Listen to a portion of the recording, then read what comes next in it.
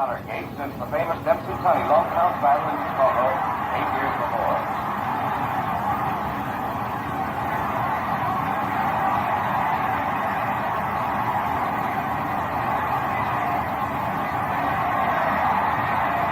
Everyone's stunned by the fury of Lewis's attack. To the ropes, Marciano decides to try some uppercuts. Watch.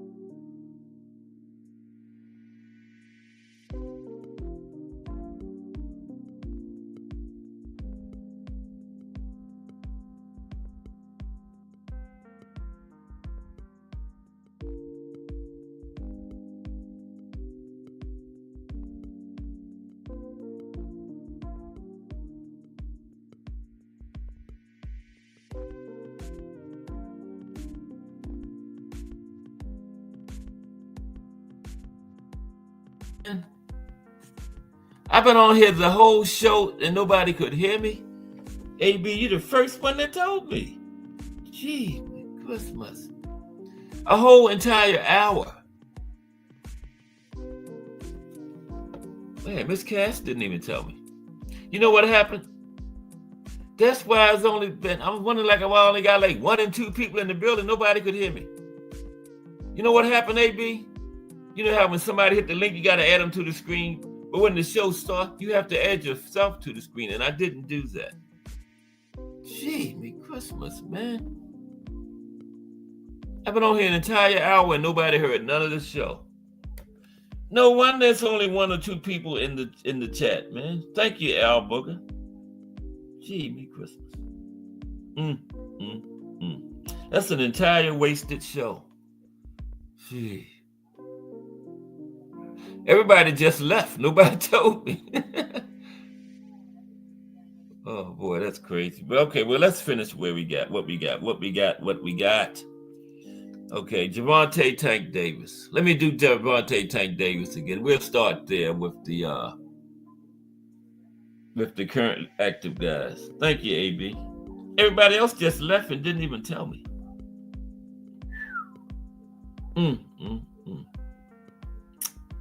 That's like a wasted show, but okay. I'm gonna do Tank again.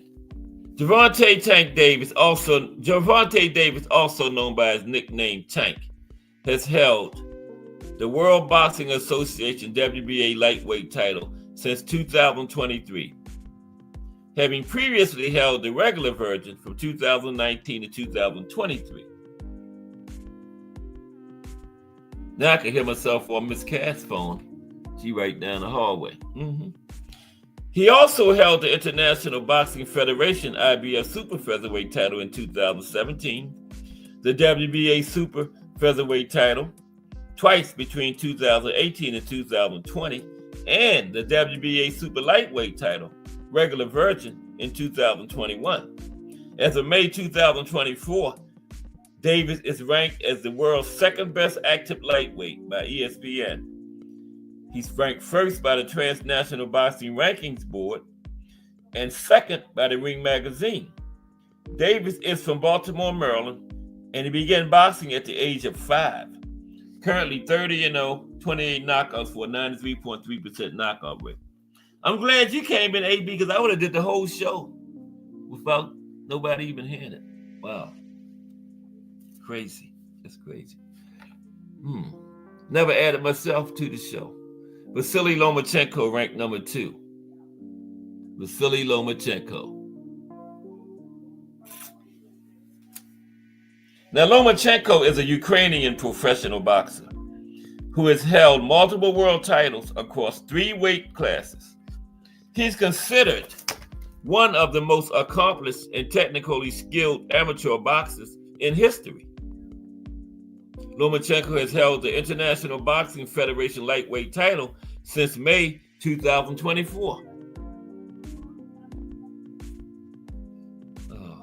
Now Miss Cass as soon as I start getting heard, Miss Cass want to start yelling. It's just a crazy day, I guess. In the amateur ranks, Lomachenko possessed a record of 396 wins and 1 loss, with that loss avenged twice. Competing in the featherweight and lightweight divisions, he won a silver medal at the 2007 World Championships, gold at the 2008 European Championships, and consecutive gold at the 2008 and 2012 Olympics, and consecutive gold at the 2009 and 2011 World Championships. Lomachenko is tied for winning a world title in the fewest professional fights with Sensei Musagarin or something like that, becoming the WBO featherweight champion in his 3rd professional fight. Currently, Lomachenko has 18 wins, 3 losses, 12 by knockout. Oh, man. Wow. Excuse me for a minute, man. Damn. Hey.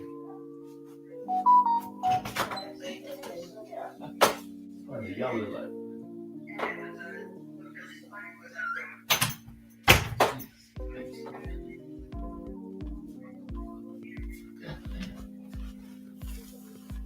I thought she was talking to somebody across the yard. She on the phone. But it's all good. It's all good. Okay. Now, ranked number 3 at 135 is William Zepeda. William Zepeda. William Zepeda, also known as Cameron, is a Mexican boxer from San Mateo, Atenco, Mexico. He's 5'9" with a 69.5-inch reach, and he's known for an aggressive and forceful fighting style. Okay?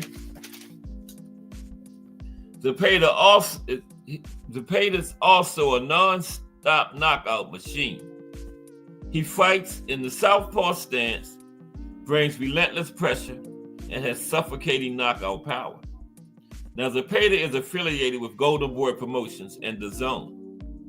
He made his professional debut on November 14, 2015, scoring a third-round knockout win against Alonso Salvatierra in Coba, San Lucas, Mexico. Zepeda is coming off a tough split decision win over Tevin Farmer in November.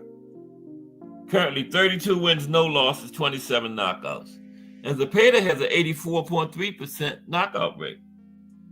Define Arnie 1. Salute. You know, Define Arnie, when I did my entire first hour, I never even added myself to the show. Nobody could hear me. Al Booker came in and told me.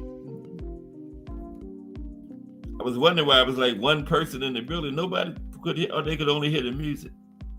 You know, when I add you guys, when you hit the link, I got to add myself first, and I never did it. But right now, we're going over the some of the current fighters at 135, because that's the subject today, the 135 division. Yeah, but salute you, fine, Arnie. Okay, ranked number 4 is Slick Shakur Stevenson. You know, he don't have a nickname, like I tell you. I gave him one. Slick Shakur Stevenson. There he is. There's Shakur. Okay. Now, Stevenson is the current WBC champion at 135. He has a resume that includes a silver medal at the 2016 Olympics and belts at the featherweight, super featherweight, and currently lightweight. Those are all the divisions he's competed in as a professional, and he's been champion at them. Call him boring or whatever, but he's won everywhere, every division he's been in. Okay? Now, Shakur is known for his shadow boxing and is named after former rapper Tupac Shakur. Shakur won his Olympic silver medal in the bantamweight division, and he has held the WBC title at 135 since 2023. He had a very successful amateur career, culminating in that Olympic appearance, losing to Robeisy Ramirez of Cuba in the gold medal round. In his next outing, Shakur will face Floyd Schofield on February 22nd in Riyadh, Saudi Arabia, on the undercard of Arthur Beterbiev and Dmitry Bivol rematch. Shakur is from Newark, New Jersey, and has won all 22 of his fights at the professional level, with 10 of them coming by knockout. Slick Shakur Stevenson. Okay? Ranked number 5. This is who Ace was talking about at the beginning. Denis Berinchek. Yes, that's how you pronounce it. Now, Denis is a Ukrainian professional boxer. He is currently the WBO lightweight champion. He's currently the WBO champion at lightweight. He's held that since May 2024. As an amateur, Berinchek won a silver medal in the junior welterweight division at the 2011 World Championships and a silver medal at the 2012 Summer Olympics in London. He made his professional debut as a bare knuckles boxer on July 24th, 2021, and he defeated former UFC fighter Artem Lobo by TKO. And he made his professional boxing debut in 2015 with a stoppage of Tariq Madney. And Berinchek is from Krasnodar in the Ukraine, and he currently is 19-0 with 9 knockouts. Denis Berinchek. Okay? So the top 10 current fighters in the lightweight division. Okay, ranked number 6 is the Ghost, Frank Martin. The Ghost, Frank Martin. Like the Ghost, Frank Martin. Okay. Now, Frank Martin made his professional debut on October 7th, 2017, winning a first-round TKO against John Edward Lockett. Martin has defeated 3 undefeated opponents with 10 or more fights: Jerry Perez, Michael Medina, and Artem. You know Artem. I am not even going to touch that last name. Start with an H. All I know is H, but y'all know Artem. He beat Artem. One of 3 undefeated opponents with more than 10 fights that Frank beat. Now, Martin got a late start as a boxer, competing in only 20 amateur fights, but he won 16 of them. Now, he's promoted by fellow professional boxer Earl Spence and trained by a standout trainer, Derek James. The Ghost is known for his accuracy, balance, and speed, and his signature straight left hand. He's a quick-fisted southpaw with excellent footwork, athleticism, and double-fisted power. The Ghost was born in Detroit, Michigan, and currently fights out of Texas. And he currently has 18 wins, just that 1 loss in his last fight, 12 knockouts. He suffered his first professional loss last June by 8th round knockout to Gervonta Davis. Okay? Don't feel bad, Ghost, because a lot of people have been knocked out by Gervonta Davis. Ranked number 7, Raymond Muratalla. Okay, Raymond Muratalla. Now, these are the top 10 current fighters at lightweight. Now, Muratalla is a recognized contender in the lightweight division. He started his professional career in 2016 and quickly got off to a great start, winning 12 of his first 14 fights by stoppage. Muratalla's fighting style is powerful, and he's known for winning by knockout. His talent and dedication have caught the attention of fans and promoters. He currently fights under the top-ranked banner. His last fight was in November 2024, a second-round TKO win over Jesus Antonio Perez Campos. Danger is from West Covina, California. Currently, 22 wins, no losses, 17 knockouts. That's a 77.2% knockout rate for Danger. Okay. Oh man, since y'all couldn't hear me, I'm gonna do the all-time greats over again. Nobody could hear me when I was talking about it. Okay. Ranked number 8 is Josh Padley. Josh Padley, number 8. There's Josh. Now, Josh Padley is a British boxer who made his professional debut in 2019. He currently has a record of 15 wins, no losses, with 4 knockouts. His last 2 fights were at the 140 pounds, but he plans to return to 135.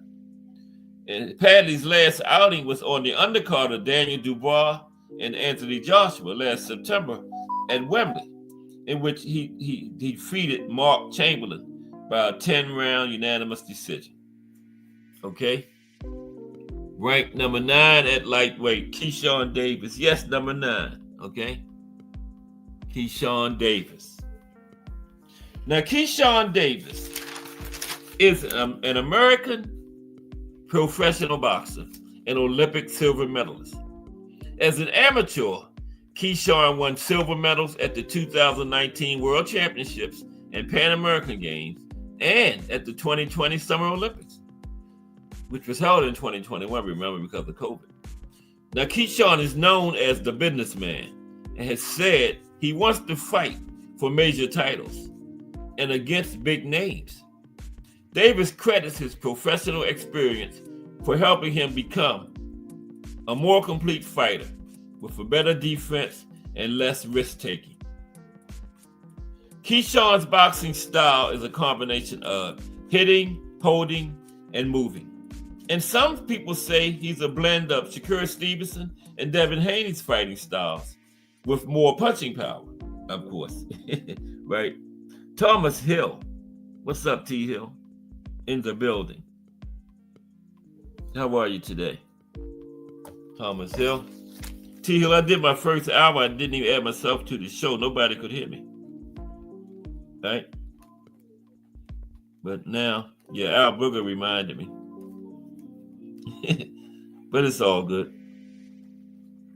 Yeah, we're looking at the top 10 currently active fighters at lightweight 135. Talking about the businessman, Keyshawn Davis. Yeah, a lot of people say that he's a blend of Shakur Stevenson and Devin Haney's fighting style with more power, more punching power.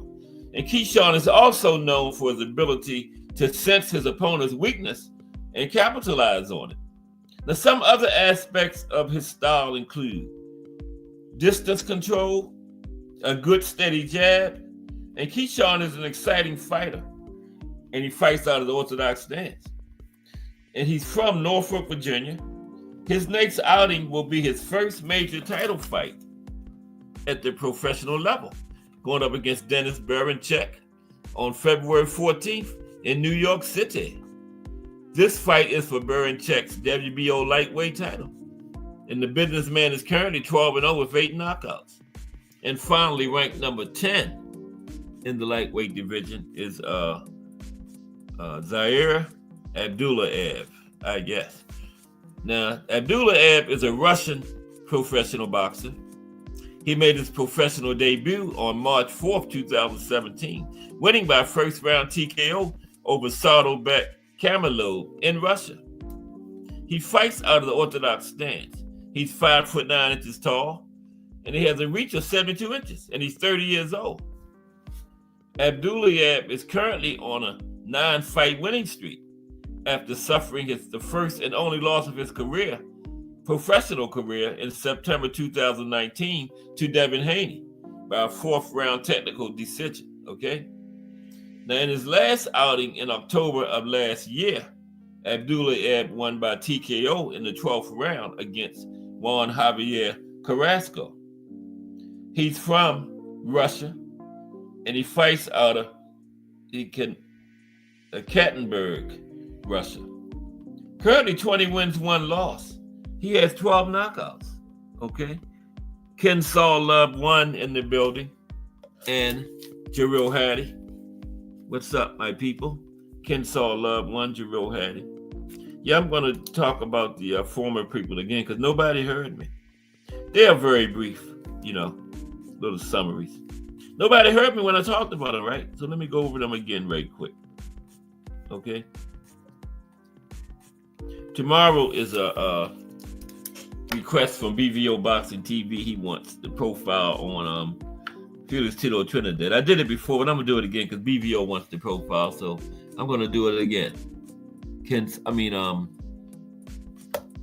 Felix Tito Trinidad, okay?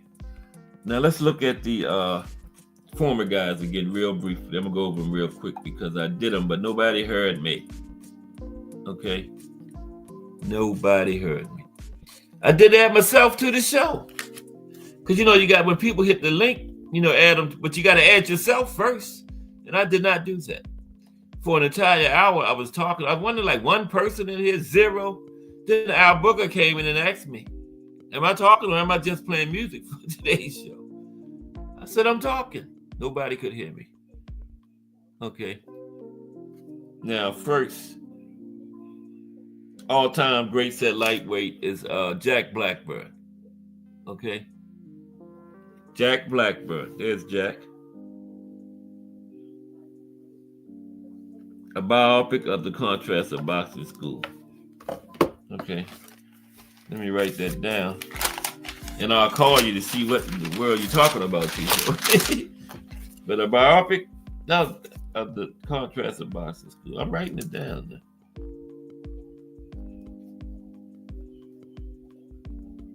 A biopic of the contrast of boxing schools. Yeah, I gotta call you to see what you're talking about, T. No, just kidding. No, I ain't kidding. Okay, let's go over these all-time greats again because that was what I did for the first half hour. Didn't hear the highlights of boxing history or nothing. Damn.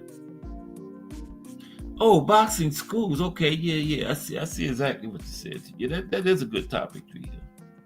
Okay, Jack Blackburn is first. Now, Jack Blackburn, he was called Chappie, right? And he never won the world title, but he faced the long list of all-time greats. And he has the distinction of giving tough fights to three bona fide legends, Sam Langford, Harry Greb, and Joe Gans. And Blackburn claimed that he fought in 400 fights, but I could only find like 48. They didn't keep records. He fought in like the 19 teens around in there, and they didn't keep records that good back then. He said he had 400 fights. I only found like 48, so I don't know. Okay, Battling Nelson is next. Now, he was a rough and incredibly tough brawler with amazing stamina, right? They called him the Durable Dane. He had wins over the old master, Joe Gans, Young Corbett II, Artie Sims, and Aurelio Herrera. Just going to touch on them briefly. Okay. The great legendary Carlos Ortiz. He was the first lightweight champion of the modern era. Carlos Ortiz was. The first lightweight champion of the modern era. Yeah, the likes and everything went up since everybody can hear me. I don't blame y'all. If I'm just sitting there hearing music, I would leave too. Right? I can play my own music. The Cash Sports Show today is music. Now, Carlos Ortiz is perhaps the greatest of all the great Puerto Rican champions. I think so. He's my number one Puerto Rican fighter. And Carlos is arguably the best lightweight of the 1960s. Right? The great Carlos Ortiz. Julio Cesar Chavez. You talking about lightweights, you got to put JCC on there. Without question, the On-Chin Chavez is an all-time great. His fist left a trail of destruction from 130 all the way up to 147. He was one of the greatest body punchers of all time. At 135 and 140, he defeated the likes of Edwin Rosario, Greg Hogan, Jose Luis Ramirez, Hector Camacho, Meldrick Taylor, and Roger Mayweather. JCC. Julio Cesar Chavez. Next, we go back a ways again. Lou Ambers. There's Lou Ambers. Lou Ambers. Wait a minute. Yeah, Lou Ambers. It's got to be Lou Ambers because the name is spread all across the top of the screen. Right, that's Lou Ambers.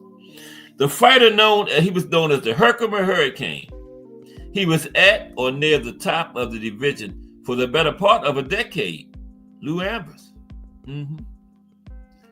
Freddie Welsh. Back around that same period, I think they fought each other, him and Lou Ambers. Freddie Welsh was a clever defensive boxer. They called him the Welsh Wizard. He was the British and European lightweight champion before he won the world title in 1914. He competed in arguably the greatest 135-pound division in boxing history during that era, right? That he fought in. The great, legendary Pernell Whitaker. Some of the top 135-pounders of all time. BVO Boxing TV in the building. What's up, BVO? Yeah, we got that Philly's Trinidad profile coming up tomorrow, brought to you by BVO Boxing TV. Okay, don't miss it. It's going to be good. Already been working on it, but it's going to be good. I promise you. Salute, BVO. We are talking about some of the all-time greats at lightweight right now. Pernell Whitaker. Talking about all-time greats at 135. You got to put Sweet Pea on there. Now, the man they call Sweet Pea, he is arguably the greatest fighter pound for pound of the 1990s and one of the best defensive boxers of all time. Now, listen to this. For a full decade between 1987 and 1997, Sweet Pea was untouchable. The only two losses he had in those 10 years were blatant robberies by the judges in fights with Jose Luis Ramirez and Julio Cesar Chavez. Those were his only two losses from 87 to 97. So he went undefeated. between 87 and 90, those 10 years, because those were not losses, man. So he went undefeated unofficially for those 10 years, okay? In addition, he has wins over Roger Mayweather, Greg Hogan, Freddie Pendleton, Jorge Paez, and Azuma Nelson. And then he moved up to welterweight and beat Buddy McGirt and Julio Cesar Vasquez, the legendary Pernell Sweet Pea Whitaker. Then we go back a ways. Ike Williams. Oh, man. But no, you didn't miss him. DVO. Sugar Shane and Devin Haney. I think they honorable mentions. But see, Devin is active. You know, these all. Oh, Devin is at 140, BBO. And then I didn't put him in all time because he's active. All time is only former. I did active 135. Yeah. I'll go down the list in a minute. But yeah, Devin is 140 now, active. And Sugar Shane made honorable mention. BBO. Sugar Shane made honorable mention. Now, Ike Williams, fast, powerful, and ruthless. He was at the top of the division for almost a full decade and scored wins over a long list of Hall of Famers. Bo Jack, Bob Montgomery. And if you like old fights, any combination of Ike Williams, Bo Jack, and Bob Montgomery is good fights to watch because those three had a series of fights against each other. Not Bo Mack, Bo Jack, B-E-A-U. Bo Jack, Bob Montgomery, and Ike Williams. Any one of those three fighting each other were great fights, man. BVO probably have seen some of them. You like old fights? Ike Williams, Bo Jack, Bob Montgomery. Any combination of those three against each other.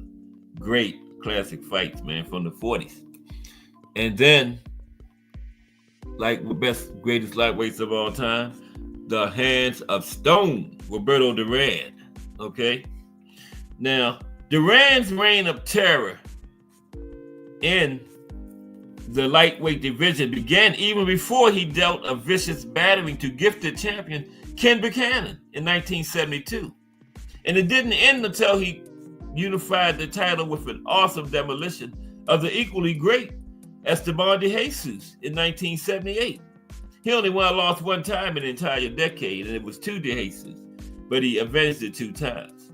Now, Manos de Piedras, or the Hands of Stone, then moved up to win titles at welterweight, super welterweight, and middleweight. So at that No Mars fight, he came back nicely from that. He won titles in 3 more divisions after the No Mars fight. But the legendary Ray Arcel did leave him after that No Mars fight. Ray said, I can't be associated with that. But Ray came back to him. Ray did come back because Roberto was his cash cow, you know. Ray said, I ain't missing that money. He came back to train Roberto. And Ray Arcel, let me tell you a fact about him.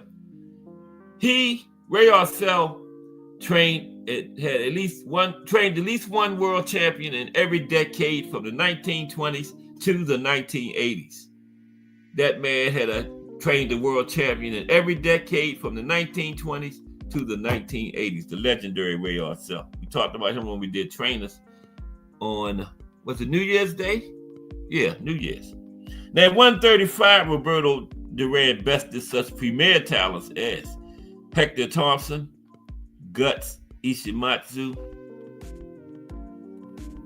Villamar and Fernandez, and Edwin Verriette, and a couple more. Tony Canzoneri, he's a great fighter from back in the day too, 40s, 50s, mainly 40s. Did most of his great work in the 40s. Tony Canzoneri. There's Tony. Yeah, he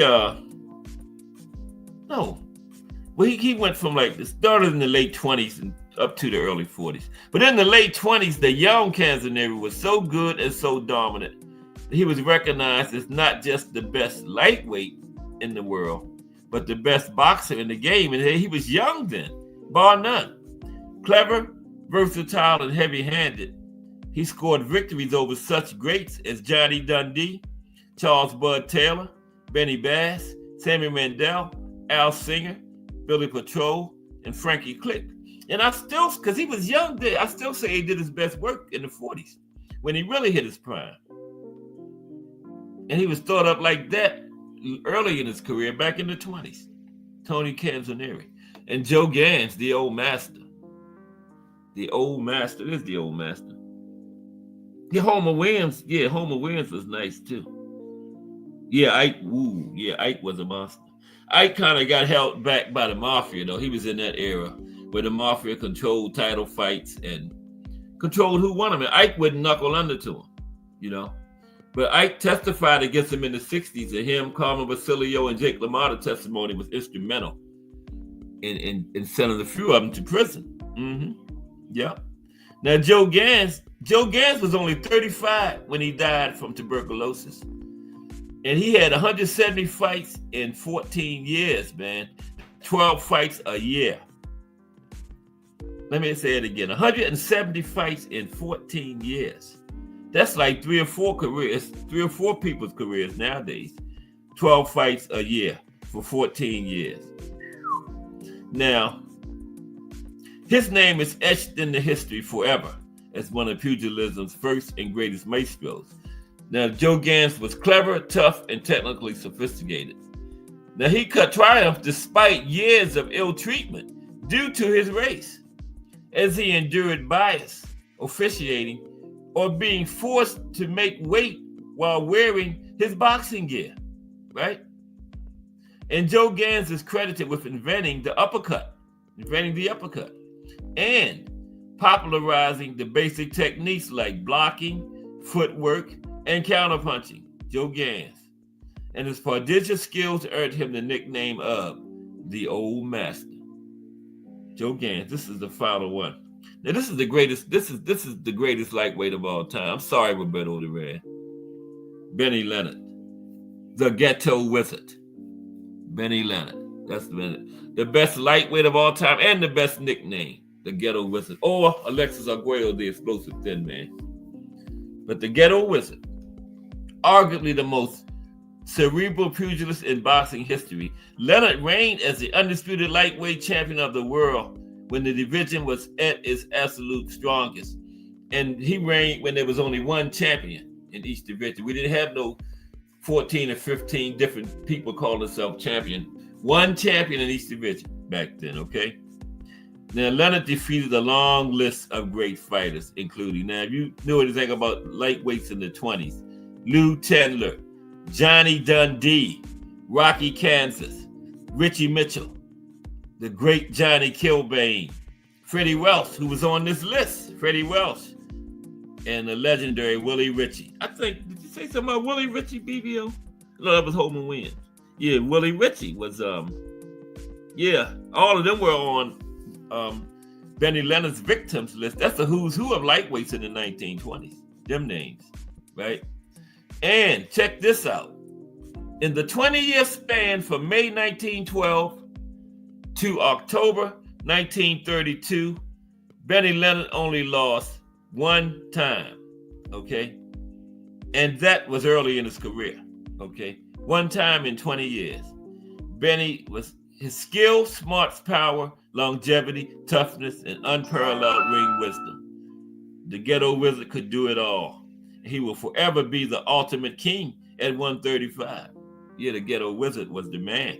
Now, honorable mention, Packy McFarland, Bo Jack, Wesley Camp, Ramey, Bob Montgomery, Ismael Laguna, Joe Brown, Esteban de Jesus, Lou Tedler, Ad Wogas, Bob Montgomery, Sid Ferris, Pedro Montanez, Sammy Mandel, Kid Lavagny, Sugar Shane Mosley, Benny Valgar, Jack McAuliffe, Kim McCannon, Devin Haney. I added Devin Haney.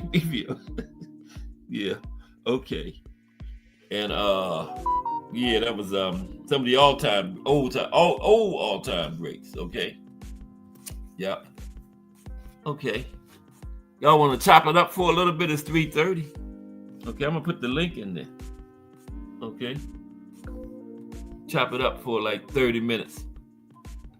I think Just Do was on early. I don't know if Just Do coming back or not. Cause I caught him like Jay Hardcore wasn't on this morning. Where's Jay at? haven't seen Jay in the last couple of days. Somebody put it in the chat. Yeah, Just Do was on early. Let me check, see if he got a thumbnail up for 4. But I still got to go at 4. I smell something cooking out there. It smells good too. Man, I'm gonna tear the fur off something at 4 o'clock. Let me see. Just Do. I don't know if he's coming back or not today. I'm trying to find out. Oh, I'm in the wrong place to find that out. I'm in Google. You got to go to YouTube. Damn, Cass. There we go. But how's everybody doing today? It's Tuesday. It's still early in the week. Oh man, we got 3 big days coming. We got Phillies, the life and career of Phillies, Tito Trinidad tomorrow. Boxing in the States Thursday is New York. That's a big one. Okay, New York. And then we got Friday is the life and career of Big Daddy, Riddick Bowe. Okay, that's Friday. So it's going to be no, I don't think Just Dude's coming on at 4. Nope. I don't see nothing upcoming. Because he was on earlier. But Just Do do double duty in a minute. Yeah. Maybe he just don't have his thumbnail up there yet. I don't know. We'll see. But let me put the link in. Isn't that what I was doing? Yeah. Let's see. Put the link in. I can't find the cursor. I'm going to need the cursor to put the link in. Oh, there it is. Okay. Link is for everybody. All are welcome. Okay. But how's everybody today? We're getting ready to get, I think Jai Abatai is next week, in the middle of the week. Then the Monsters the next week. I think Monsters like Tuesday. You know how they do over there in Japan. Tuesday is their big day for fights, like ours is Saturday. And then we only got like 3 weeks. As soon as February get here, February, the first day, David and David gets it on. I'm going with Benavidez. You know, I think the experience, you know, going to be a bit too much for the young guy. But if Morrell pulls it out, I will not be the least bit surprised at all. Will not be the least bit surprised. He's going to put on a good accounting of himself, win or lose. He's ready. You know? A lot of people say, well, he only got 11 fights. He ain't ready. Only one way to find out. Put him in there. And that's what they doing. I think he's ready. Those Cuban boxers are known to be fast track. Look at Andy Cruz, because they got their Cuban boxing school, man. They have a history of being on the fast track when they turn professional. If they, you know, leave Cuba and, you know, come across the pond, whatever they got to do, because they not allowed to turn professional down there. They was going to let Teofimo Lopez turn professional because one of their promoters gave Cuba a whole bunch of money. But then the United States State Department stepped in and stopped it. They didn't want all that money going to Cuba. So they stopped the fight. The United States State Department did. Yup. One of the promoters. And one of the promoters had caught Teofilo at the 72 Olympics and tried to get him what's the word? What is it? D something. Get him to leave right there on the spot. Never go back. And the Olympics was in Munich, Germany. That sounds like Don King. Approached Teofilo, had $1 million for him, had his living arrangements back in the United States. They wanted him to defect right on the spot. But the Teofilo said, no, man. What is $1 million to 8 million Cubans? You know, he said, if I take that off, I would never be able to go back home. So he said no. So, yeah. 72, he wouldn't have beat Ali. Now, late 70s, early 80s, I would pick Teofilo. The Ali that lost to Spinks, Holmes, Burberry. Teofilo would have beat him. But early 70s, 60s Ali, no heavyweight beats that Ali. None in history. Not Joe Louis, not Sonny Liston. None of them. That Ali was just too much, man. He was a natural. He was born to be a boxer. You know, that Ali was just, everything was just natural, man. You know? Yeah. I done lost the cursor again. Oh, get away from this. I'm up there by in stream. Yeah, Riddick Bowe Friday, BBO. Yep. We're gonna talk about Riddick. We're getting two profiles this week. Yep. BBO Boxing TV is bringing us who is it? Oh, Felix Tito Trinidad. Tomorrow. It's Wednesday. I like to take shows out of the chat if I get a suggestion on Wednesday. I got one from Thomas Hill now for next week. I wrote it down. And tomorrow is Felix Tito. Tito was a tough man. You know, Tito didn't get going until once he got knocked down and he got up, it was on then. You know, it was on like popcorn.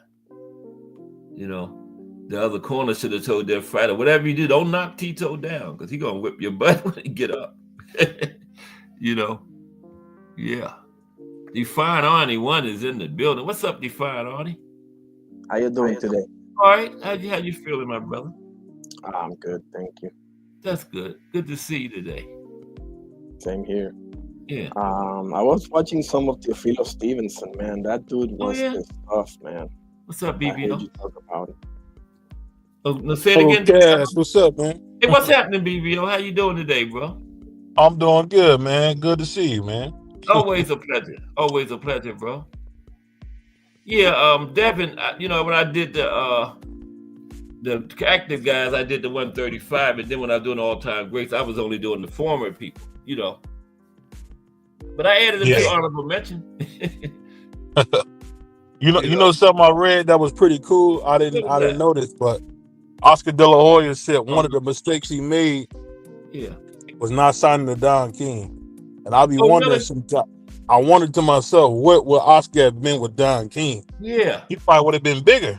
Probably would have. Because, you know, Don King was huge back around that time, BBO. Yeah. So Oscar was with Barfather before he started his own thing, right? Yeah. So, okay, yeah. I think he might have been bigger with Don King. With that. Yeah, he said when he found out Felix got all that money from Don. Yeah. Because, you know, the popularity and stuff Oscar had, Don would have worked with that, man. Because they loved Oscar back then, you know? Because remember, Oscar would put Chavez on the Mike Tyson fights. Oh, you cut out, BBO. You still there, Define Arnie? Yeah. I'm okay. here. I think BBO cut off. No. What I was saying was Don would even put a young would have Chavez on a young Mike Tyson's cards back then. Yeah. To build him up. So he was great. He was great at them cards, man. Yes, he was. And what he would do would be you wouldn't just get one, he would sign you for 2 or 3 fights, you know? Yeah. Ahead of time, yeah. Don was really good at it, man. You know, I did a top 50 significant people in boxing one time, and Don King and Bob Arum was both top 5, man. Love them or hate them, they've been significant to this sport, and they both still in it, you know? You know, boxing is the only sport where the mice run the lions. It's the only sport like that. Right. That's right. And just think, both those guys were picked by Muhammad Ali himself. Both guys. That's right. Yeah. You know, when he got tired of Bob, he made Don King. Made Don. Yeah. And look what they did for the sport, though, man. They gave us some huge fights. And they didn't really get along, but they worked together. Because they were one thing they had in common, making their money. They put the differences aside when it came to making their money. You know, them two did. Yes, they did. Yeah, they gave us some great fights, man. But you know what, BBO? A lot of those fighters had worked with both of them over the years, though. You know. Yeah. Worked with both of them. Yeah. Yeah, I got to talk to Tim Witherspoon, and he was saying something I'll never forget. That he said that if you would fight, Don loved you if you would fight. Yeah. Yeah. Because he always favored Michael Dokes. You know, that you know, from being from Ohio, that was his guy. Right. Yeah. But Don is still promoting, right? Yeah, I would say yes. Yeah. You done Just met him, him and Uncle Carl pretty much doing the same thing they've been doing. Right. You met Don King and Heyman, right? Because they both from up there. Where you from, right? Ohio? Yeah, they both live in Cleveland. Okay. Don King lives like right outside Cleveland in a rural area called Orwell, like in the country, kind of. It's like an Amish town. He built like a huge, arena where the guys could train. They had cabins, saunas. It recently sold to a church. Okay. Yeah. Wow. So you can, if you in Cleveland, you will see Don every now and then riding the scooter through Walmart. It's kind of cool. Oh, okay. The little scooter cart. Yeah, he was sick. He was sick for a while though, so I hadn't seen him. But I seen him. I want to say last week. Him and his daughter. She take him. You'll just see a little old man with all these chains on riding through Walmart. Oh, he come out in public like that, huh? Wow. Well, ain't nobody really. A lot of people don't know who he is. Really? Well, he 90 something years old. 90 something now. Yeah. Him and Bob Evans was like a couple months apart. Yeah, I think they both 93. Yep. Ain't that something? The exact same year. Amazing. Yeah. 93 years old. Wow. And think my man Ali barely made 70. Ain't that crazy? I know, that's crazy, man. A lot of them boxers they promoted was way younger than them is gone, and both of them still around. Still going strong. Still making money. So now you see why these people really fight for the bread, not for no damn legacy and whatnot, because they won't live long enough to see their legacy really get celebrated, man. They really want the money, and unfortunately, man, it was found out a long time ago when they put on that first $1 million match that, hey, people love to see people fight one another. But shout out to my good brother Cass Sports, the box historian, my man over there in the top corner. I don't know who that is, but salute to you. Define Arnie. Oh, Define Arnie? Oh, he changed his thing, man. Shout out to Define Define Arnie. And shout out to my main man, CVO Boxing, bro. Good brother right there. He just every now and again, he mix up some words, dog, and it don't come around. There you go. But he do know Al Heyman. Well, he's met Al Heyman, and he probably has talked even to both of them. Yeah, they all clean. Oh, you can talk to Don. The funny thing is when you see Don, he don't have security with him. It just be him and his daughter. Like, just imagine any little old man you will see. He'll be there with like a bunch of kids, or because I think his daughter got a bunch of grandkids. So you will see all them little grandkids with him, and they just putting all types of shit in the cart. It'd be funny, man. It'd be funny, man. You see him, you'll see two big carts just going down the aisles, man. I don't even think he. Nah, but since he got cut off, man, I'm going to finish up what I was going to say, bro. I told this brother when he saw Al Heyman to the proper way to approach him, man, because Al Heyman usually don't get messed with because people don't recognize who the hell he is too, and plus he got some big Mickey Friggy over there on the lookout too. But I told him, man, come up with your palms up. You know what I'm saying? Just say, hey, bro, I just appreciate who you are and what you've done for people like me and the opportunities that you have for them who you help advise. Yeah, and he went over there and did it, man, and got in contact with Al so he can get in touch with Al, and that's a good thing for the young brother CVO, man. Shout out to that good brother right there. Yeah, man. What you think about Barrios and the possible fight of a former retired legend? Who? Say Barrios might be fighting either Pacquiao or some other boxer who was a legend who is returning. Yeah, he was talking about that a while back. I don't want to see that. He gonna F Pacquiao up, man. Why is Pacquiao returning to the ring anyway? He's bankrupt. Pacquiao. Seriously? He gave a lot of money. He ran for president or something in the I won't even say. He always helped a lot of people out there. He lost. They said he lost $100 million. Damn. He helps a lot of people out. Yeah, because he was go ahead, my bad, BBO. Oh, no, I was just saying he lost $100 million running for president. Oh, Really? Wow. Yeah, that too, but also that he helped people out. And then on top of that, man, you know, he was fighting with Al. I mean, not Al, but Bob. And you know, you don't get your true worth fighting with Bob. What is If he would have been fighting for Al, he would have had a whole lot more money, bro. How old is he anyway, though? Is he 50? Man, close to it? Pacquiao?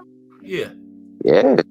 He should be But close. I mean, you know, there's some people who age and they still got, you know, they still got some form of the older son. Now, he is not the fighter he used to be, nor will he ever be. Yeah, what Ugas did to him. You know? What D Free say all the time? He's completely done. I agree, man. He still is able to move around and you know, he can do something with people that aren't skilled. But you getting in there with somebody that competes at prize fighting, though, that's a whole different level. Fighter, you know? Barrios. And I don't care what people say. I know, like, people like to hate on Mario Barrios because he's a Tank fighter. He fought against Tank, but man, that dude is legit, bro. He is seriously legit. Oh, man. You don't want to come back against some stuff like that. See, now Mayweather, he might come back and he might be able to do something against him because he usually doesn't get hit. Pacquiao is not going to be that. It's not going to be that way for him. Floyd and Pacquiao should go ahead and fight if they want to get back. Now that would be a better fight. Yeah, that would be a better fight. And they probably, you know what I wanted to ask y'all? Do you think Tank can break Lamont's jaw? If he can't, I'm gonna say this, bro. I think Lamont could break Tank's jaw, dog. I think it only takes 3 pounds of pressure I don't want him to break. Just knock him out like he did Frank Martin. I want him to really hurt Lamont because that's what'll make the fight exciting. I'll say this: I don't believe Tank holds back in the ring. I don't care who he's fighting, so you know, it's a chance that you know it's not going to end well for Lamont. But I'm just saying that in any fight, anybody can break any bone because it only takes 3 pounds of pressure, and I know they throw him. So if you just catch it on the right way at the right time, and things don't go well, yeah, you're gonna catch a broken jaw, man. Unfortunately, that is the breaks. So that's what we need. That's what we need Tank to do, man. In this fight, we need him to be like brutal, like really, really F him up. You know, what we need Tank to do, bust his eyes open, break his nose.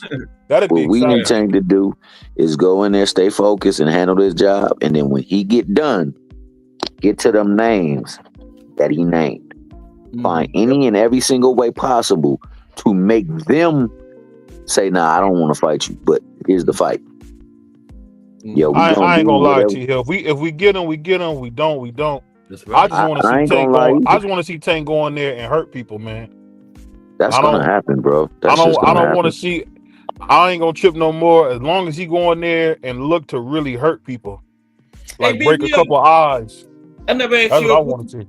Be real. I never asked you about what about the David and David? Who you got in that one coming up? I got Benavidez. You got Benavidez. I got Benavidez. Yeah, me too. Yeah. Yeah, I mean, conventional wisdom will give you Benavidez, man. Like I said, we did a breakdown on Benavidez and like the narratives that are at play with him not being defensive, with him being like sloppy with his feet and things like that. Like everything he does is for function and for purpose and for intention.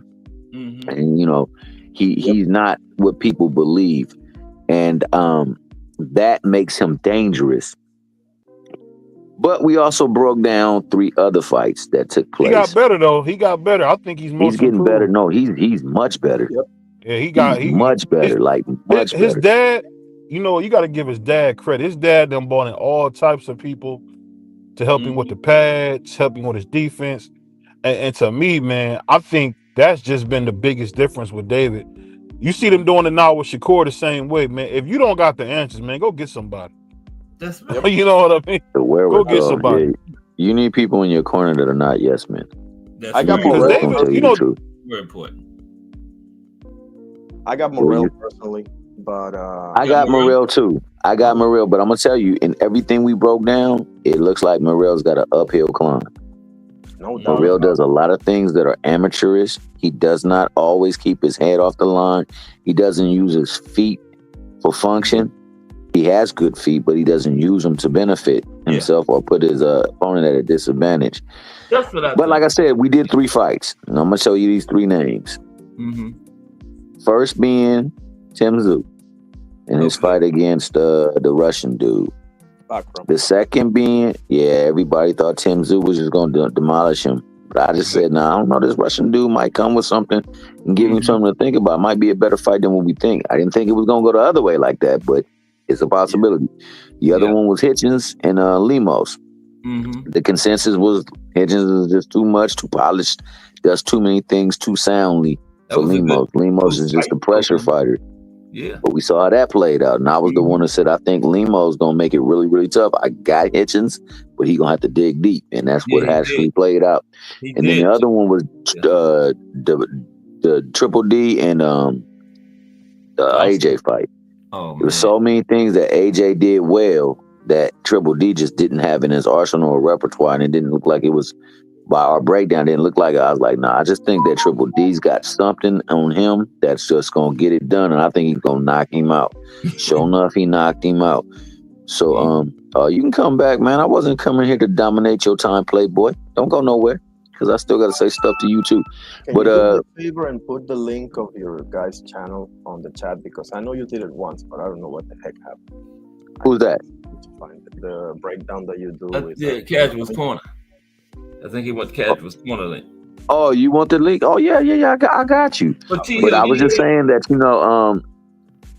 it doesn't look like, if you look at what each fighter possesses and how they operate in the ring, that Morrell is going to get it done, because he looks like he doesn't have enough seasoning. But he does have athleticism and he does have talent. And if them things prevail, you see how talent beat a seasoned fighter in Boots. Boots beat Karen Kugadajian, even though Kugadajian outboxed him the whole fight long. Still beating him. Kugadajian was coming, man. It's possible. And I just think that if your boy don't come in with emotion and Benavidez comes in with too much emotion, that could be just the opening he need to capitalize on that athleticism and that talent. So we gonna see. I think it's gonna be a great fight. I honestly do. Yeah, he's not gonna just walk over top of Morrell or nothing. No way. He's gonna give a good accounting of himself. Benavidez doesn't do boring fights. No, but I will go on record as saying the more polished, the more experienced, and the more technically sound fighter is definitely David Benavidez, and it jumps off of you when you look at it on the breakdown. It jumps off of you, man. This dude, he does some wild stuff, dog, and he's gotten better at everything. Like, he continues to get better. So if it does go the way of Benavidez, it might get ugly, and it might get ugly quick. But I'm just saying, there is that possibility. Well, just do them put up a thumbnail all of a sudden. Damn. I can see that happening. I can see Ed McQueen, Benavidez steamrolling him. Like, I can see that happening. So without a doubt. Yeah, Benavidez, if he wins, it's gonna get ugly, bro. And if it has to go 12, it's really gonna get ugly. I'm just sorry to say. Yeah. What's up, Ant? Ant will give us our last word. Just do them put a thumbnail up all of a sudden. And can you put the link up in there? I don't think I have it on me right now. I know Ant got something good for us. Because they go 1/4, and a big part of the reason why we now understand fights a little bit better, because this man of attention to detail and his attention to patterns and habits and why things happen, man. So, you ever want to know something about a fighter, or fights in particular, you just stop on by the Casual Corner, make yourself cozy, and we'll casualize you. And everything is for educational purposes only. Damn. Wow. That's what it's about. The educational purposes, yo. Yes, sir. Shit, I'm learning with y'all, man. At the same time, it's a fair exchange, no robbery. You feel me? As far as Morrell and Benavidez is concerned, I don't see it being a steamrolling, because I think that David Benavidez has cultivated a certain level of savvy that at this point now it's a lot more systematic than it was in the past. You watch his previous fights, like when he was fighting guys like Dennis Douglin, Kyron Davis, what's my guy's name? Porky Medina. Yeah, he was just going out there, just putting hands on folks. Mm-hmm. Now he's gotten to the point where he's very, very crafty and systematic about the way in which he approaches things. He's still coming forward. He's still being destructive. Yeah, he still got the volume, but it's odd to say this. The man isn't, what's the word I would say? I think he's still very economical, not judicious, but economical. I shouldn't say judicious. I should say this. He's not conservative, but he is very economical, meaning like he doesn't waste anything. He's not just throwing punches just to throw punches. He's filling holes, filling vacancies. You throw a left hand, he's looking to counter it, whether it's underneath or over the top. And I just feel like David Morrell, he just hasn't reached that level of savvy just yet. And also with his athletic gifts, I just feel like he can stand to, get back to the basics. Because the one thing I've noticed from watching several of his fights, going back to the images up until his last fights, he seems to have plateaued a bit. Just a tad bit. He seems to have plateaued. Like I haven't seen him grow much. Still falling in. When he's moving to his right, he don't look as smooth as he does when he's moving to his left. Not really much of a setup guy. He's the guy that comes forward and just presses guys out and gets them up out of there with brute strength. Not David Benavidez. That's right. Yeah. But the narratives, they control the way in which we look at these fighters and the way in which we talk about these fighters. When you think about David Morrell, you think about Cuban School of Boxing and all other stuff. Yeah. But if you look at the way he fights, he don't fight like his contemporaries. Not like a Rigo, not like a Guillermo Rigondeaux. Like he just doesn't fight like that. He's not a back foot fighter at all. You'd be hard pressed to find many moments in his brief pro career. What does he have? 10, 11 fights?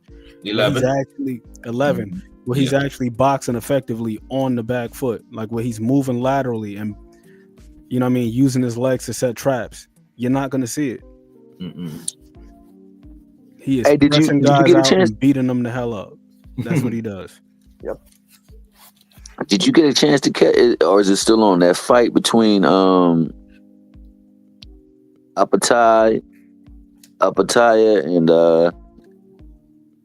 Nika? Naik, yeah, that. I think it is Nika or Nika. Yeah, David Nika. Yeah. Nika, yeah, that's it.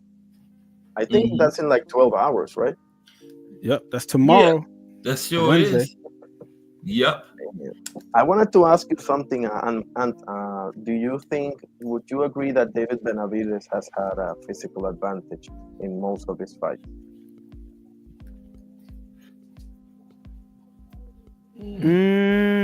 That's a good question. It's very difficult to say, and the reason being is this: he's a former fat kid. Yeah. So you got to really look at how much of his size is actually functional and how much of it is optimal. But he's a kid who was fat once upon a time. Like when he was, that's the reason why he doesn't have an extensive amateur career, because he couldn't keep making weight. Okay. He was a fat kid. But you look at these guys that he's fought at 168, most of these guys are around the same height. They've got similar reach. Like Caleb Plant, Darrell, even Boo Boo Andre. Boo Boo Andre's probably about an inch shorter than David Benavidez. It just seems like he's so much bigger because of where both of those guys started their respective careers. And then also, we know that David Benavidez, once again, he's a former fat kid. Like you see it in his body. Even when he's down at 168, he has very little definition in his body. That's what I was getting at more than anything when I said physical advantage. I was like referring more like to bone density and things of that nature. And I don't think, maybe I'm absolutely wrong, but I don't think he's gonna have such an advantage against Morrell in that department. Possibly not, but I don't think he's gonna need that. I think he has more savvy than David Morrell. Yeah, I would agree with that. I think he has more savvy than David Morrell, and I believe that part of it comes from. Shout out to my guy Angelo because he always loves to point this out. But David Benavidez, when he was 14 years old, he was sparring the likes of Triple G and Kelly Pavlik and so on and so forth. That's so even though he doesn't have the extensive amateur background that David Morrell does, he was sparring professionals as a teenager, and by all accounts, he was more than holding his own. As a matter of fact, I watched an interview yesterday with Alexander Vosdick, and he said that 7 years prior to their fight, David Benavidez was only 19 or 20 at the time, and Vosdick was still in his 20s. He said that David Benavidez got the better of him in sparring. He volunteered this information. Yeah, and I saw Abel Sanchez, Triple G trainer, saying that he was holding his own there with a prime Triple G, bro. That's oh my goodness. Right. So I think that's where part of his savvy comes from, where it's like David Morrell, I'm saying he's not a bad fighter by any stretch. Athletically, the guy appears to be a specimen. You look at him on screen. He's got quick feet when you see him do his little shuffle, but the thing with him is a lot of it is merely cosmetic. Because when I'm looking at footwork, I'm looking at things like positioning. Like how are you cutting the ring off? How are you operating on the inside? How are you operating at mid-range? Can you defend yourself when you're throwing punches? Are you able to anchor yourself so you don't unnecessarily walk into any shots? And that's one of the things that David Morrell is still having quite an issue with. Like sometimes when you see him when he's pressing the attack, he'll step in too damn far. We've seen that we were watching a Hot Rod fight where there was several occasions where he stepped in to shoot a jab and his lead foot was behind Hot Rod's lead foot. So it's like, even if you get the jab off, you can't pull straight back now, because when the guy wants to return fire, you kind of just got to eat that shot. Yeah, because you stepped in too close and he can catch you pulling out. So you're not keeping the guy at the end of your punches, not just because of the punch selection, but also proximity, just stepping in too close. So he still struggles with things like that, with range. And I believe that part of it is the temperament. He's just like very aggressive, doesn't really have much patience, not much nuance with his attack. Like he's not a guy where he's going to vary the speed of his punches. Everything is fast and hard.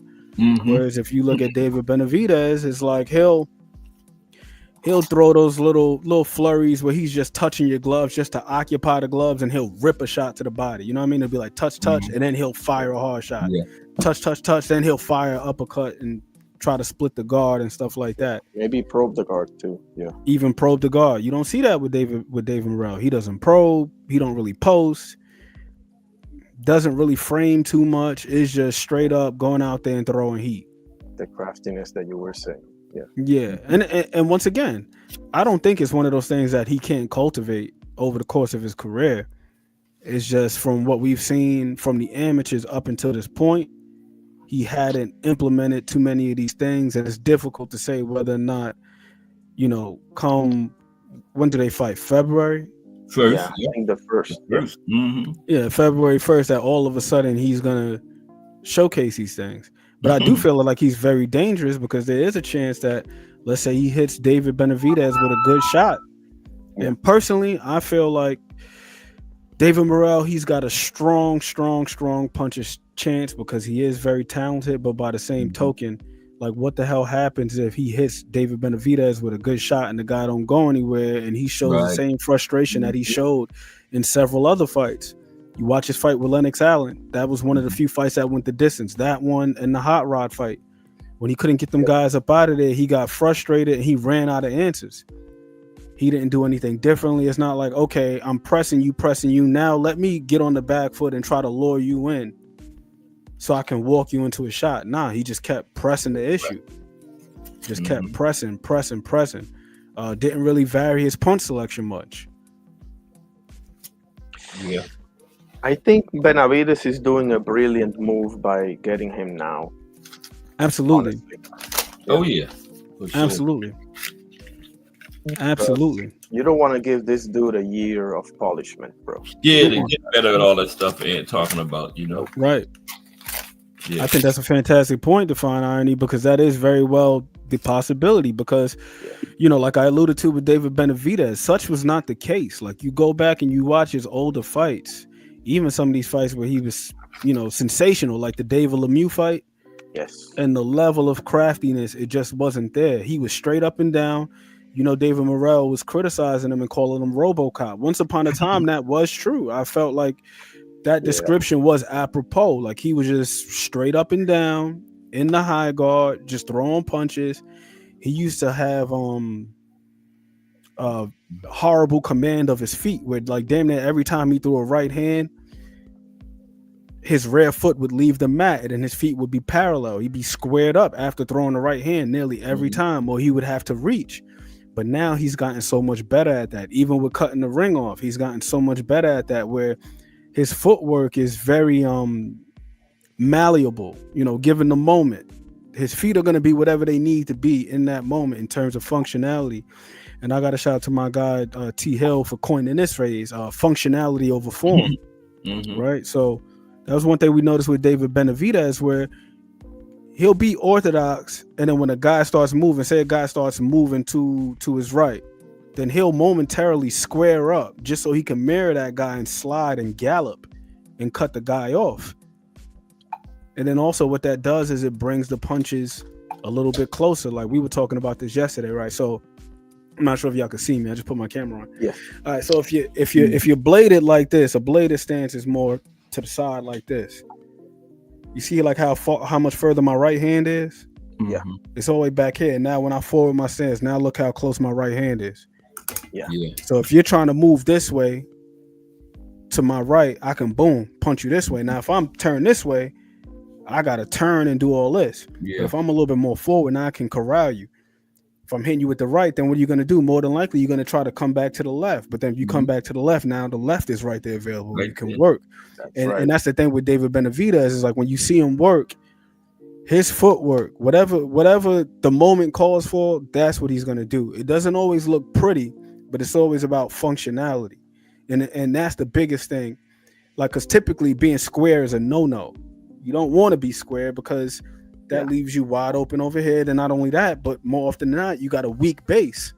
Exactly. That's the reason why you're in that bladed stance. Well, for two reasons: for foundational support, good balance. But then the other thing too is to make yourself a smaller target. If you turn sideways, like look at this book right here. We got this book. Now look at how small of a target that is. But if I turn it that way, now look at how much real estate you got. You know what I mean? But so being square is typically a no-no. But the main thing with David Benavidez is his understanding of the pros and cons of each thing. Yo, Ant, put the book back up again. Yes, sir. Put the book back up again. See, he also, not only did he say it that way, but when you're talking about movement too, you cover more distance when you're that way than if you're this way. Yeah. Look at that. Yeah. Exactly. So it serves two purposes for him. It's like a duality going on. So yeah, he was able to key in on that, do our breakdown. Right, like right here, like right here. This would like say if it's the bladed stance and the microphone is the fighter that's being tracked down. Yeah, you can still see the microphone, right? But now if I turn it sideways, now you can't. Can't see it. Nope. Because you're able to cover more surface area. It's about coverage ultimately. Exactly. You know what I mean? No, that was brilliant because the standing square, that's why I think people miss out on Benavidez. They think he's awkward with his footwork or whatever, but the way that you just broke that down, you reminded me of Beterbiev, bro. Beterbiev does that, in my opinion. Yes, he does. Yes, he does. Yes, he does. That was what favored him in the Bivol fight. Otherwise, Bivol would have run, been able to escape and so forth in circles. So that's absolutely spot on, bro. I wanna you want to know a smaller fighter that does example too. That's a perfect example. Define irony. Perfect. That's the perfect example. Exactly. Another smaller fighter that does that very well is Tank too, and he uses his hands to corral you. And David Benavidez is excellent at corralling you with his hands and the way he uses his legs too. Like, he does some slick stuff, bro. It just doesn't look good. Right. But that's what we think don't look good. But that's the thing, like you were saying yesterday, the functionality should always take precedence over the aesthetic. Because you can that's look, a hell of a quote, bro. You can look. Reform, I mean, my goodness, that's a hell of a quote. You can look cute all day long, but you want to produce results. You know what I'm saying? That you want to stop a guy from moving around on you and define irony. Once again, you were spot on with that with Baterviev, because we were talking about that the other day with Teach too. Like Baterviev is one of them guys where if you start moving to his right, he will momentarily go southpaw to cut you off and beat you to the spot. Exactly. It's like whatever he needs to be in the moment. It's not just a matter of just switch hitting for the sake of doing so because it looks good cosmetically and aesthetically. It's about not allowing you to escape that way. Exactly. Yep. We're gonna cut off all escape routes, and like T Hill was saying too. Here's the other part of it, like cutting the ring off. Like what we've noticed is not just with the footwork. Giving yourself a little bit more room, being more lenient as far as switching is concerned, but also punch selection. You got a guy moving to your right. Moving to his right. Throw a damn left hook. Mm-hmm. Keep him in place. Throw a left hook. Beat him to the spot. And that way you keep him at your dominant throw hand. a right hook. Yep. Almost like brackets. You know what I'm saying? Like brackets or like parentheses. Mm-hmm. Exactly. Yep. Exactly right. Containment. Yeah. That's what it's all about. Containment. Yeah. Containment. And it also adds mental stress to the equation as well too. Because now the person that wants to do something doesn't find it so easy to do it. So what do you do in that moment? Do you have the resolve? Do you have the calm and within you, the patience within you to say, okay, well, that's what you're not going to give me. Let me give you something different so I can do what I want to do. It forces the heart to use that IQ. Great point, T Hill. I would liken it to being like in a damn horror movie. Like you ever notice in all of these horror movies, the monsters they never run. They never run. They always cool and calm, yet they still manage a way to catch up to whoever it is that they're pursuing. You ain't never seen Jason sprinting. You never seen Michael Myers sprinting, but he always catches up. Always get you. Yeah. And I believe a lot of it is that mental pressure. And then you see it in the movies. People always fall down. You like, why the hell are you falling? It's that mental pressure, like not wanting to get caught. Right. And then somehow mentally you trip yourself up. It's like, that's David Benavidez. You trying to go to your right, he slide into his left. You try to go to your left, he slide into his right. And it's like, damn, I can't shake this guy. Exactly. And he throws those punches that you were just describing just to have you enclosed in that area, and then he can set up and just boom on you. Yep. Yeah. So in short, man, that's what you get whenever you come to the session over there in the Casuals Corner, man. You get rhyme, reason, logic. We don't want to deal with like narratives. Yeah. Yes. Then you got the things like that. We want to see what happens in between the ring. Yeah, then you're showing it too, Because that's what ultimately the telltale sign of how we can expect things to turn out. Like there's always outliers. There's always things that just we can't account for. But what we can account for, we expect to see. And that way we don't have mislabels and all kind of fodder that follow most of these fighters nowadays. Yep. Yeah, like the one on Shakur and De Los Santos when the narrative was he ran and y'all went there and broke it down and showed he didn't run and went and showed it, And then an even better one was the one with Nakatelia. Because he was running all fight long in that one. Yeah. But what the film shows is totally different. I think that might have been the one Nakatelia that I was thinking about. Even the Karen one. Let me just say one thing about the Karen Chukatsian in the first fight with Boots. I get it, I do, but at the same time, he did what he had to do to make it uncomfortable, bro, for the fighter. I don't mind that, bro. It doesn't look good, it doesn't, but he, in my opinion, at the end of the day, he presented a problem that Boots either wasn't prepared to solve or just said, you know what, F it, I'm gonna take this free W, which is fine with me, but I don't know, man. I don't really like too much that term of running and stuff. Nah. I think there's a lot more to it than that. Yeah. Unless you're like wobbled and you're surviving. I mean, obviously I get it, but they would have called Ali a runner. Exactly. I mean, even worse than that, they would have called Willie Pep a runner. Yeah. There it is. They would have called the Ghetto Wizard a runner. Right. Like, there's so many people who employ the skill of their feet to make, really to discombobulate. Because when you think of you look at that fight that you just said, Define Honorary, look at the face, the expression, especially the second fight. Look at the expression on Boots' face. Yes. That's frustration. Yes, sir. We seen it in a fight with Nita. Nika put somebody into, I think it was Marsters. Marsters was just, in his face, it was nothing but total disgust, frustration. Because, like, not only was this dude hitting me, but he was maneuvering me wherever I needed to go. And every time I made a mistake, I paid. So in the second fight, not only the first fight, I thought he did an excellent job. We sat there, we broke that down. We definitely said, "No, that's great boxing." He just didn't take advantage. I ask you, in the TO fight with Victor Ortiz, is it Victor Ortiz? Jermaine Ortiz. Jermaine Ortiz, my bad. Yeah, Jermaine Ortiz. Yeah. How did you see that fight? I think Jermaine won, but man, it's been a while since I've seen it. I don't know if I can go. But there's some doubt that he could have possibly not won, right? And why would that be? Yes.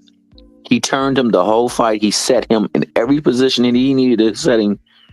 He did everything right in that fight, but there's perception that he didn't win that fight. Why? Yeah.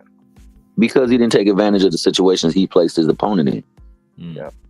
And see, that's the thing. Like, when you use your feet, Karen used his feet. He placed Boots in very unfavorable position because all Boots did was follow after him. He mirrored him. Oh, yeah. He didn't do what Benavidez did to cut the ring, to like commandeer the real estate. What he did instead was follow, allow him to lead. So it was like the dun dun dun dun dun dun dun. He was just doing that the whole fight long. Yep. And in the second fight, he stopped that and he started actually throwing more punches. That's right. And that's why that fight was extremely difficult. And if it would not been anybody else who fought that fight against him, they would have lost that fight. Bruce just happens to be so special a talent that he can overcome shortcomings. That's what I take away from that. People, like, I think exactly. So what you said, right? So Boots had the talent to overcome a problem that I don't think people realize how big of a problem it was, bro. Just because this guy don't have a big name, like, he didn't show a lot of weakness. He even got up from a knockdown and everything like that. I don't see too many people excited to fight that guy. Believe me. No. That being said, Boots also was not doing things fundamentally sound too. So he has to bear a lot of that weight as well too. But you're absolutely, I agree with what you say. I think he's tougher than most people believe. Yes. I think the same way people think of Madrimov, I think even more so of him. Yep. I think we saw it in two fights. We just didn't give it that the first time around. Just how we said Shakur did nothing but run in a De Los Santos fight. So if that's what he did, what did De Los Santos do? Right, man. Like it's somebody else in there. People, I don't know. Like he just did what I had to do to come with the W, bro. That's it. Sometimes it's gotta be that way. See, the thing about boxing is there's reasons for why things happen. There's cause, effect. Exactly. And we gotta delineate the difference between the cause and effect and not perception and speculatory reasons and things of that nature. So that's one thing that I will say here, especially with someone like Ant, because Ant don't have no bias. He got a bias, but he looks for the reason why. So even though we like Spence, he could see the beauty in what Crawford did the night of the fight they fought, and not hold it against him where it won't paint what Crawford did in a negative light. Right. You know what I'm saying? Sometimes you just got to remove yourself from things and just let what you see, because it's always believe half of what you see, None of what you hear. We got the tools to slow things down so we can get more than half of what we see. Mm-hmm. And then we see that what we saw in full speed really didn't occur. Case in point, like many people said Tank was losing the fight with Barrios. Come to find out, he didn't get a punch landed upon him by Barrios until like either late in the third round, halfway through the third round, or the fourth. But yeah, he's down. So like, we got to look at what we see and then know what we're looking for. That's right. That's the key there. Yeah. You just reminded me of something. I like to bring up this fight to like separate people of their knowledge in boxing, and this is no disrespect to anybody, obviously, but I always love to bring up Floyd versus Oscar, and here's why. Whenever somebody tells me that fight was close, anybody can think what they want. I tell them what you just said. Watch that fight and slow it down. The only answer you're gonna have for me is Floyd dominated the whole fight, bro. You just reminded me of that when you explained about, slowing things down and really seeing, because I was one of them, like, because Oscar was throwing a lot of punches and whatever. Yeah. But when you really look at it, bro, Floyd was actually laughing in there. And it wasn't money Mayweather yet either. See, and that's what we need. Somebody who can see something and say, you know what, I was wrong. I didn't see it the right way, the correct way the first time. I won't say the right way, but the correct way. Because like we got two terms over there that we use a lot. And that's don't mistake activity for achievement. That's right. And you can't misconfuse or misconstrue efficiency for effectiveness. Yep. Spot on, bro. Yep. That was a growing up type of fight for me as a boxing guy. I was that fight a lot, and I was like, bro, I had no idea. Like when I started to really look at it, I was like, nah, bro. So yeah. So like using that, man, and you can go through close fights or fights that was perceived to be close, even in close fights. When you start looking at it through that lens, when you're no longer looking at it because, hey, I don't like this person or I like this person. You look at it a certain way. You can actually see for what it really is, bro, and then you can start to delineate between what things are just looking good because the crowd is roaring and they're saying all this on the commentary, and it looks like a whole bunch of activity, as opposed to what's effective, what's efficient, what's happening, what's just activity, what's achieved. So so that's why we do what we do over at Casuals Corners, man, because good at it too. Yeah.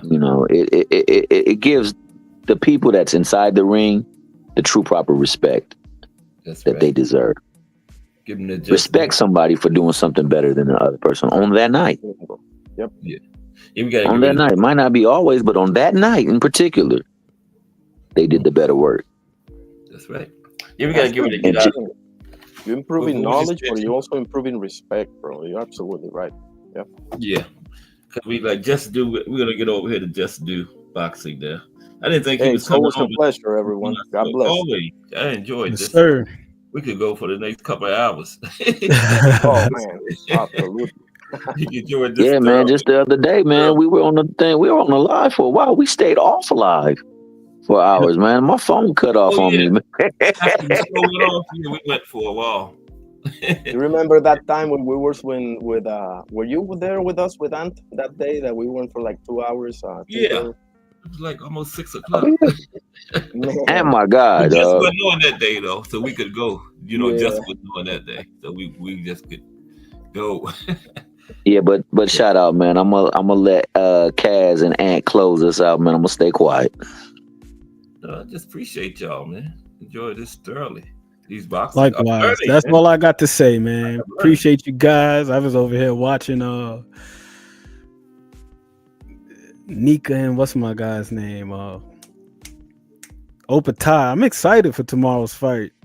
When it was first announced, I was a little bit tepid on it, a little lukewarm, but now I've seen the light. I've seen the light. That's a great fight. Yeah. Nah, he's just a lot more impressive than I had previously given him credit for. What is that on? The Zone? Yeah, it's gonna be on the Zone. The Zone? It's gonna be Okay. on the Zone.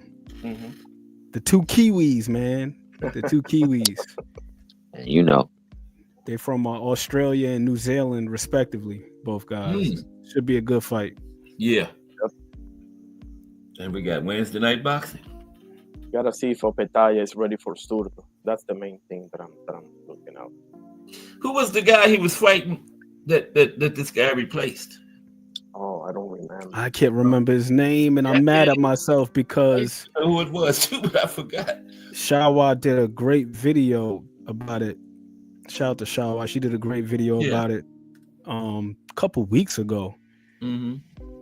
I can't remember who the guy was, but shout out to David Nika for stepping up to the plate and taking on this challenge. This is only I believe his 11th fight. Wow. Yeah. I think he medaled in Olympics and he got a bronze medal. Okay. That's what got me skeptical. The fact that he was a late, really short notice replacement. But there have been some great fights that were on short notice. Just saying. Yeah. Wasn't that the guy that beat? Well, yeah, was that short notice? The French guy. Bruno. Yeah, it was because he was supposed to. I'm trying to remember who Munguia was supposed to fight. He was supposed to fight Ronald Gravel, if I'm not mistaken. Okay, yeah, I thought that was short notice, and look what happened. Wow. So, that's absolutely correct. He was supposed to fight Gravel. Yeah, he's supposed to fight Gravel, and that fell through, and then. Oh yeah. I'm looking at it right now. Sports Illustrated. They had the article on September 25th, 2024. Jaime Munguia is reportedly set to face veteran Ronald Gravel on December 14th. And hey, you see what happened, right? Bruno Saras filled in. Sensational knockout. That's one of the greatest things I've ever seen in my life, bro. Like, just look at Chavez's face, bro, when Munguia hits that thing. Yo, that you get the total emotional spectrum of all that took place that day. Yes. It was crazy, man. That was surreal. Now, when they say it's surreal, that truly was a surreal moment. Absolutely, because when you take all things into consideration, I mean, this guy is a replacement. That's one. He's unknown. That's two. So it's like, who the hell is Bruno Saras? Yeah. And then the third thing is the guy only had 4 knockouts going into that fight. That is all. Like I said, boxing is the theater of the unexpected, yo. Yeah. The theater of the unexpected. Shout out to boxing, though. Yes, sir. This kid, nobody know. If Munguia cleans him up, nobody will ever know about him. Look what happens. Ends up getting a picture with Chavez, bro. That's the coolest thing ever, bro. Right. Well, all right then, Kaz, man. Great show as always, man. Thanks for giving us a little bit of boxing knowledge today. Giving us a platform to actually speak and talk about boxing to come and boxing that has passed. And thanks just for being got a little casual light this afternoon, Yeah, man. So if you're still listening, if you're on the playback, tap into Just Do Boxing, where he always goes and gives boxing his just due. That's right. Looking at all things equal and not having preference or bias prevail. Shout out to Mrs. Cass, the better half. Shout out to the people in the chat. You know who you are. Shout out to my main man, Define Irony 1, who we know can always step in whenever and deliver the goods.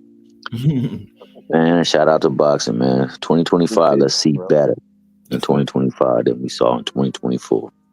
Yeah. And I'm out. God bless. Queen, Thomas Hill, Define Irony. God bless you, guys. Always a pleasure, bro. Appreciate you. Okay. And we'll be back tomorrow with the life and career of Tito Felix Trinidad, brought to you by BVO Boxing TV.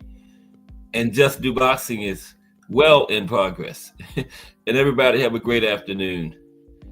I'm out.